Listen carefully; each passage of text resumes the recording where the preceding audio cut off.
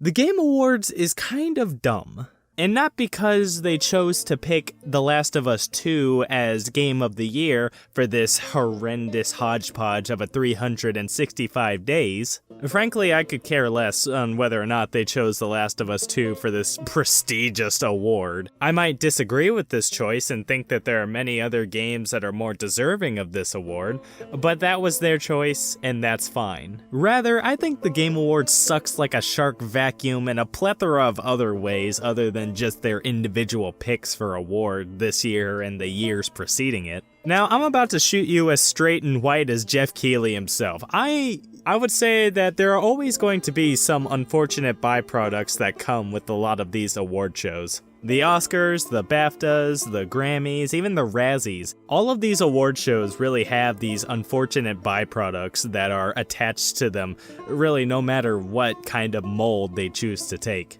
In order to receive the highest amount of ratings as possible in order to keep their business sustainable, they have to choose the most popular pieces of media to earn awards in order to get the most amount of people to watch their award show and to talk about it afterwards.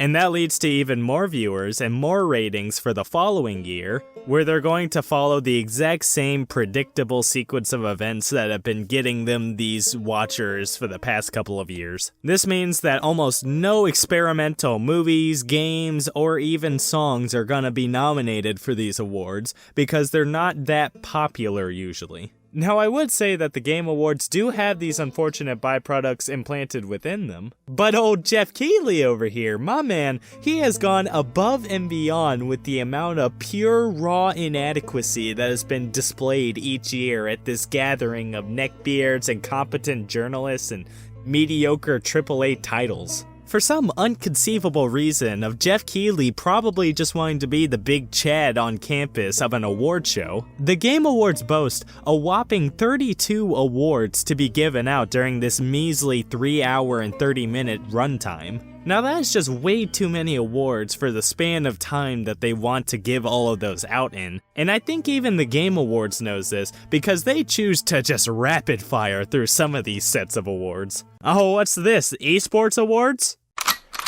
Oh wow, look at this, best esports game. Oh, that's definitely going to League of Legends. Oh hey, would you look at this, best esports player. Oh, that's definitely going to Ninja. Oh my gosh, hey, would you look at this, best esports team. Oh, that's going to Cloud9. Oh hey, would you look at this, best esports event. Oh, that's definitely going to Coachella. Oh my gosh, I can't believe it, the esports host. Oh, this is for sure going to DJ Khaled. Come on, we're almost through, men. Keep shooting, keep getting them out there. We gotta get through this to get to The Last of Us 2.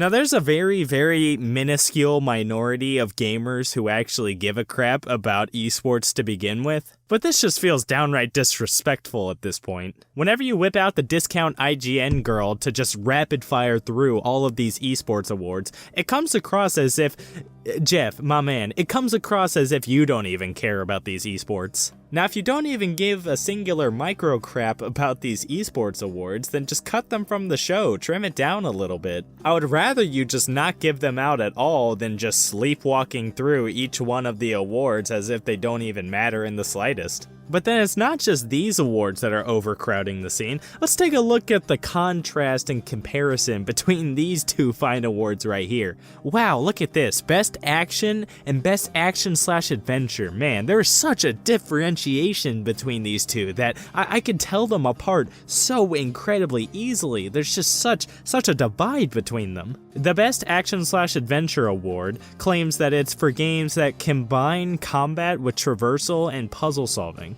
But Half-Life Alyx, that has a lot of puzzle solving in it, and Doom Eternal, that has a lot of traversal in it. So the fact that the criteria for the nomination of these awards is so muddled and unclear, it leaves me somewhat confused on why Half-Life Alyx and Doom Eternal aren't just nominated for Action/Adventure to begin with. Not only that, but we have the award of Best Family as well. Now, I don't know about you guys, but I think that Best Family very clearly deserves to go to the family who named their kid Dragonborn in order to receive a free copy of Skyrim way back when. But you know what, that's just me. They managed to get Skyrim ported onto their own child, so I just feel like the award very clearly deserves to go to them. But for some reason, it went to Animal Crossing. I can't in my right mind fathom why. But for me, I would honestly say that Animal Crossing does not really have the best co-op options within it. As a matter of fact, a lot of these games don't seem to have that family co-op play appeal that you would expect out of this type of award.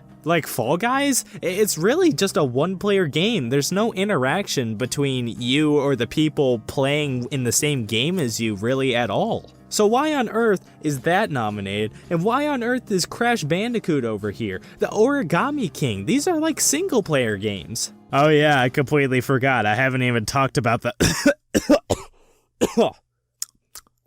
the cringe. Say Manchego! Manchego? That's a good one, that's a good one. Oh, I'm gonna get some big V-Bucks for this, okay? Oh my gosh. Jeff, my man. Why do you have to subject us so to these skits? Oh. Now, I don't want to knock him too bad. It's very obvious that Jeff Keighley is a tried and true gamer. He is the real deal. He's clocked over 1,000 hours in World of Warcraft, CSGO, and League of Legends, each uniquely, and he is passionate about video games. So it's very obvious that he wants to make this show the best possible experience it can be. And that's why he really wants to throw in these funny skits to kind of provide some comic relief and a little bit of alleviation to the giant infomercial that it inevitably turns into every year. I'll get to that in a moment though. But the problem is, so many of these skits are so oblivious and out of touch to what the actual gamer sense of humor is, that it's straight cringe, bro. Like, take for instance the annual Muppets appearance that happens every year. Now, I don't know why this happens. I don't know if Jeff Keighley made a deal with Kermit or something, sold his soul to the Muppets, or some weird exchange like that. But for some really odd reason, the Muppets make an appearance almost every year at the Game Awards. At first, there was the little crawfish man that interacted with Ninja. Yeah, that was... Oh, that was bad. And then you had the bald egghead science guy and Beaker interacting and giving out an award. And that was pretty nice. That was wholesome. It wasn't like as cringy as it has been in the past. And it was pretty nice to have a skit that was actually kind of decently funny, somewhat. But then this year they had the Swedish Chef, and at this point I'm like, okay, this is getting a little tiresome at this point. Are you just going to go through the entire cast of Muppets just because you got a discounted deal on Black Friday for each one of them? Now, I love the Muppets and all, but like, get someone else. Get someone from like a game or something. They aren't even that related to gaming. You should get someone from Apex Legends. Is that tonight? Tell me. Did they already win for best all-around competitor in a battle royale based on skills but mostly good looks? Oh. But above all else, the show is just so incredibly long. The main reason for this is just the surplus, the exponential amount of trailers and world premieres that are shown off at the Game Awards each year for these random games that nobody has ever heard of besides them being played at the Game Awards. Now, admittedly, it does seem like a pretty perfect springboard for some of these more indie games to be seen by a larger audience. Hey guys, remember that we exist? Among Us isn't the only game out there, I swear. But there's just so many games that do not look good in the slightest. This year, they had one game that was literally dropping frames in the actual trailer. And all I could think to myself was, oh, so this is why Ubisoft bouges up their trailers before they're shown off at E3.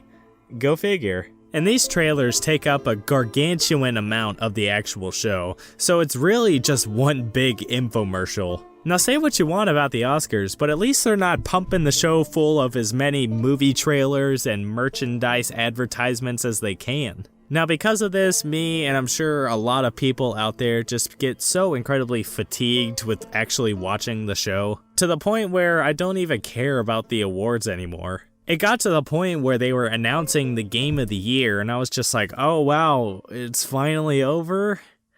Woohoo! Needless to say, I am not the hugest fan of the Game Awards. I just want to see an award show actually have a good balance of fun award giving with exposure to lesser known products and media. But I don't think that that's ever going to happen because these things are businesses, and businesses are oriented around increasing profits as much as possible.